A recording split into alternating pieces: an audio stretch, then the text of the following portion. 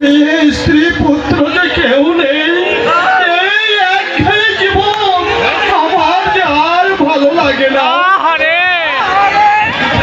খোদা, তুমি এর একটা উপায় বলে দাও খোদা, উপায় বলে দাও।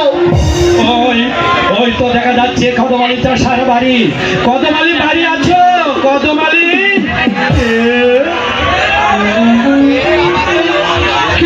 আমাকে এই নিশি রাত্রে ডাকছে? আমি ইব্রাহিম। ইব্রাহিম? হ্যাঁ কদমালি। এসো এসো ভাই, বসো।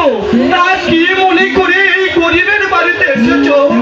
কদমালি, আমি এসেছি এই ছেলেটিকে তোমায় দান করব। তুমি এই ছেলেটিকে আমাকে দান করবে? হ্যাঁ হ্যাঁ কদমালি,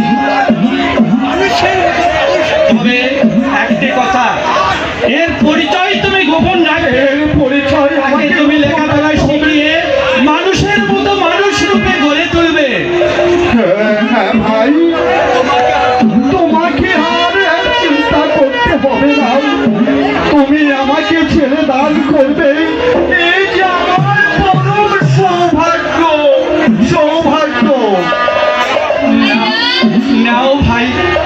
এসো বাবা, তুমি আমার বুকে এসো।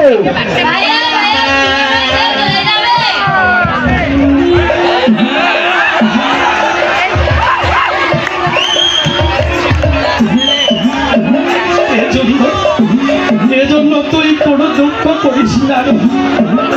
এই যে নিয়তির নির্মম পরিহাস, নইলে রাজার দুলালি হয়েও তোকে আমি কেন রাতের আধারে চুরি করে আনলাম, আর কেনই বা তোকে আমি রাখি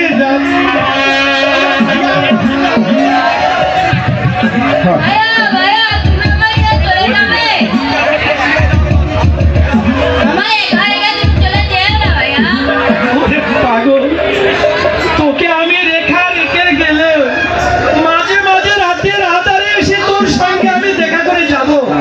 ওই ওই দেখ না, কদম ডালে কেমন পাখি মনের আনন্দে গান গাচ্ছে। এসো বাবা, তুমি আমার কাছে এসো। নদী কেমন সুন্দর করে আঁকা বাঁকা পথ পেয়ে চলছে। মাঝিরা নৌকার পাল তুলে কেমন সুন্দর পায়ে যাচ্ছে। দেখ না করে ভাইয়া,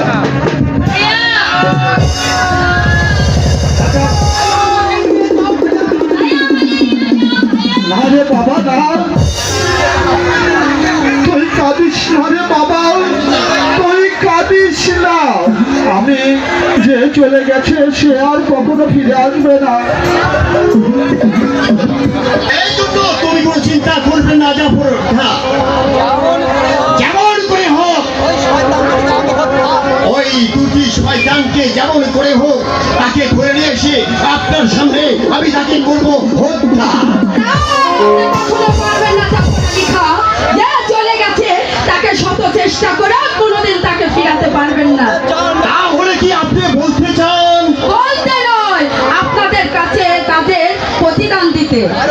এর অর্থ খুদা তাআলা যার ভাগে মৃত্যু লেখেনি, শত চেষ্টা করলেও আপনারা তাকে কিছুতেই মারতে পারবেন না। আজ শিশু কামাল আজ জল্লাদের হাত থেকে মুক্ত। আপনি কি বলতে চান আমরা শিশু কামালকে হত্যা করার ষড়যন্ত্র করছি? নিশ্চয়, যদি ইব্রাহিম তাকে সাহায্য না করত তাহলে আজ হয়তো আমার শিশু কামালে লাশ পড়ে থাকতো।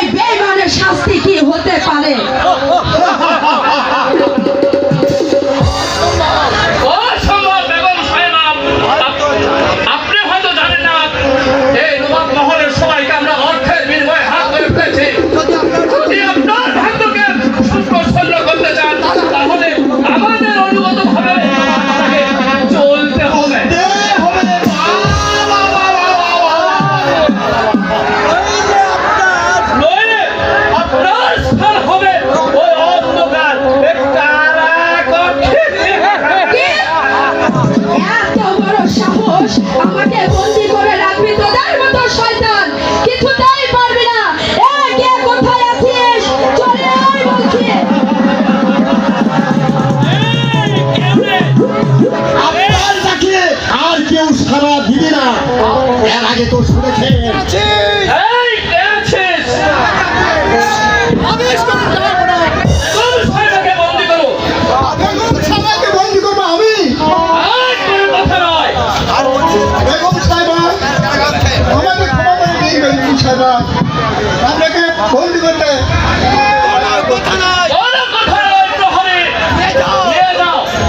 নিয়ে যাও ওই অন্ধদের কারাকক্ষে। ও খোদা,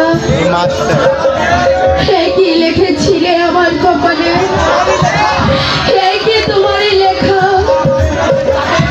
যারা আমার হুকুমের চাকর ছিল, আজ আমি তাদেরই হাতে বন্দী। ওরে নিমক হারাম বেঈমানের দল, তোদেরকে একটি কথা বলে যাচ্ছি শয়তান, তোরা 15-16 বছর ধরে এতদিন নির্যাতন চালিয়েছিস। তোরা যখন কিছু করতে পারিসনি, এখন পর্যন্ত কিছু করতে পারবি না। তোদের মতো শয়তানদেরকে শেষ করে দিবে।